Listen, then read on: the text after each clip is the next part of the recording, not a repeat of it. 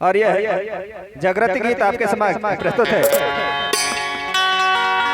तरना गोरे तारना ना ताला चली भाई बहना भाई हमर पुर खंगाली मारे।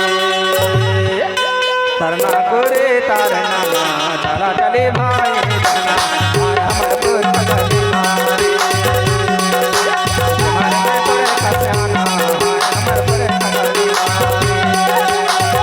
तरना गोरे तारना ताला चली भाई बहना भाई हमर पुर खंगाली मारे।